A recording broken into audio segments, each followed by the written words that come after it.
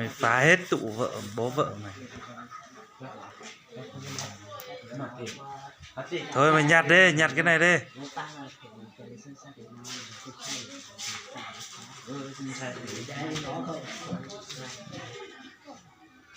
Mày phá tài sản bố vợ mày đấy.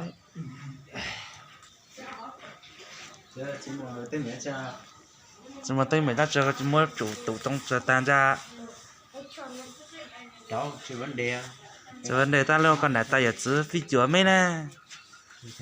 Đúng không? Đây là bố vợ mua cho chúng mày chứ không phải mua cho vợ mày chứ không phải mua cho mày đâu. Đúng không? Mà mày phá hỏng hết cửa. Nhắc ký gà đi khu. Nhắc ký gà đi khu. Cặp tay cho nó còn lại tay ở chứ nè, mua nè. Cho mua nhà mà lo. Thế vợ cất tiền trong tủ à? Để mới cho đứa, nông cho ai. Ủa cái này chứ, vô tôi tốt đi.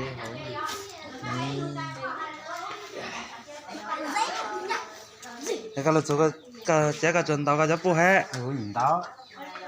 À, nó sẽ nông chứ, nó bùi. Sao chứ? Dạ thôi chứ. Cho hốt cho tớ. Ừ. Ủa, cái hốt được tớ chơi, có chơi là chúng mình nhớ là mà. Chứ cái này chụp này này. Ôi lấy cho con chụp phụ, tao mẹ tay giờ chứ. Tại mai ra. Tại mai ra. Tại mai ra. Có tiền rồi. Có tiền được cho cái này là cái này tôi dùng một tụi phụ nuôi cái đi. Tôi có lúc vào lúc chơi con cái đi làm chân đúng không? Hai con nó đi ho. Ở đây. Tôi chơi đi được không? Anh nói thật đấy. Đón số đấy là gì? Cái đó. Dù hay là dù lo cả tao mà mấy hai đi làm tôi có thể vậy có thể như là cũng là thế có sao mà ai có vô nhà qua giáp phụ đó vô Nó có đi đâu hết. Đánh vợ làm gì? tiền tính Tôi dùng một của nhau rồi. có cà xe lúc cháu đi đâu chỉ luôn bây giờ mấy con đi tu cho họ Năng con này say rồi.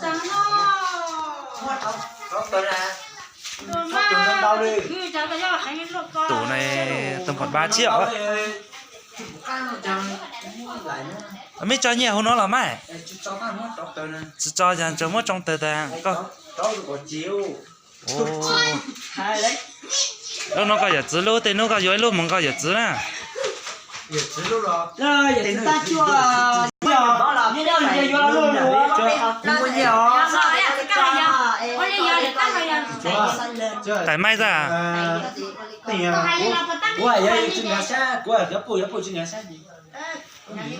Mấy giờ tại mua mấy là rồi mày.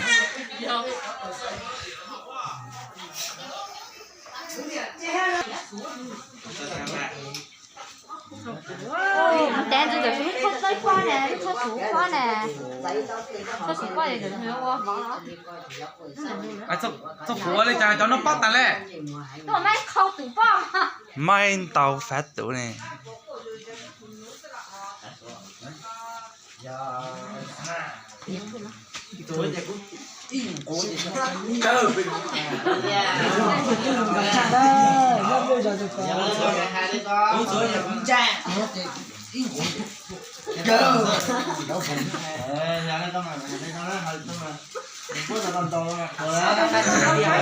Chắc có cho ăn chứ có thể bù hết.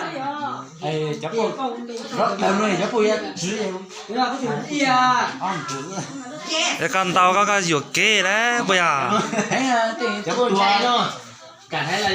Chứ tôi đó con tàu có cái ruột kê này.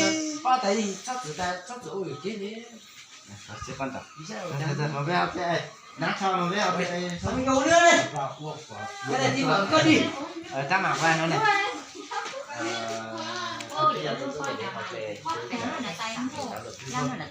tại sao gọi bố mẹ đấy Tài sản của bố mẹ này. cái này cái gì cháu mẹ đùa à trên này thì đùa gì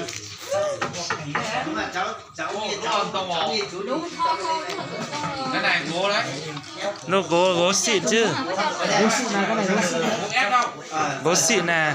có phải bố ép đâu à mai mất khâu khâu nó rồi mai xong mất khâu ấy tại sao chỉ là mai giờ chứ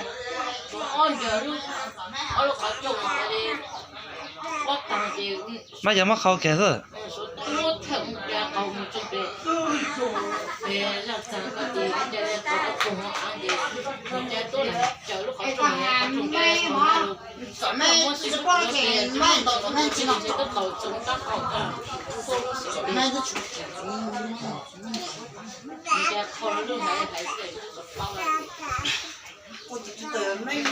Có cho tủ nó chọn nhiều đi cho họ nhà tôi. quay cho YouTube chẳng may cho nhẹ nhá cô là cái quay cho YouTube có tiền đấy chỉ có những cái từ khởi gì nó rõ tôi khởi chẳng muốn nhẹ là cái có quay cho YouTube ấy tự đó nếu mày giờ cũng cho sự uống đâu ấy buồn chứ buồn lo tự có nhặt không gọi cái lúc tuổi cái gió là cái tay giờ chỉ gió à lúc nó giờ là tệ chỉ có tao mày không có số rồi tệ ở trong cái lẽ cầu nữa phi chuột ra cái là phi chuột ra cái tập này phi chuột là phụ thuộc phun có cái cháu chỉ mua ba nó cháu chỉ mua ba sẽ của lọt cháu này giờ mà tên nó có một thắt cái này tay giờ chỉ này là tại tự nhiên chơi tình của thọ ăn đâu ra ta mà chơi giờ nó tiền chơi giờ cầu giờ cờ này có lại được tuôn rồi mất cơ chưa mình chỉ ta phụ lo quay YouTube rồi phụ đi ra cho quay YouTube này quay YouTube à tin nhỉ quay YouTube quay YouTube hàng đó sẽ chân thật quay nữa quay YouTube sẽ là phát lên YouTube hay đi lò gì á 814 này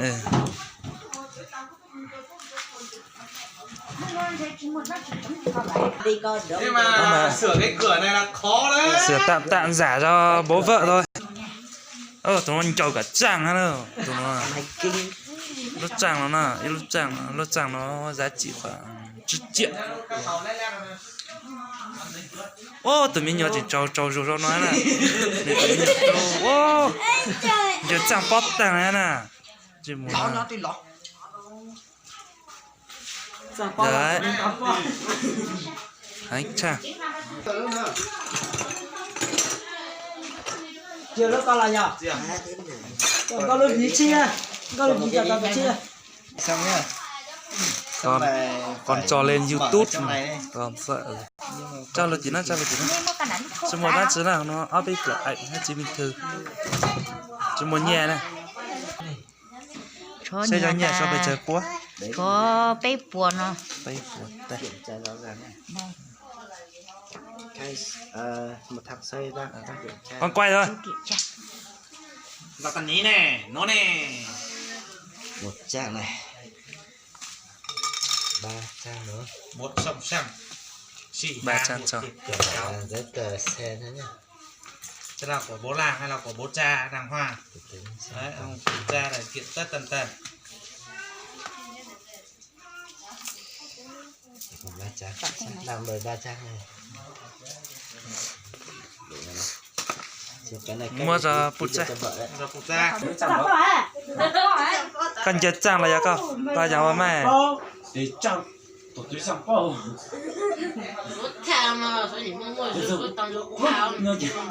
tớ mình nhớ cho bút ta ha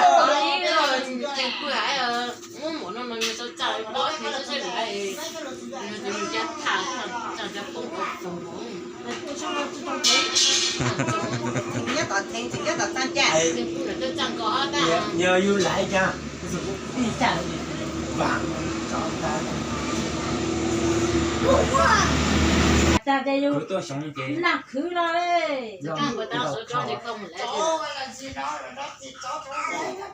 bây giờ cứ đi sống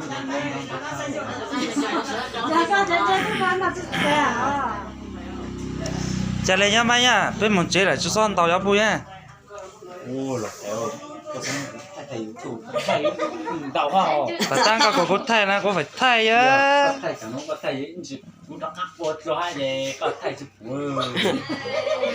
có phải tôi nhá và nó thầy mà đi nên chỉ bên một chế tăng cả chỉ ra căn tàu bùi mà có dụng kế đấy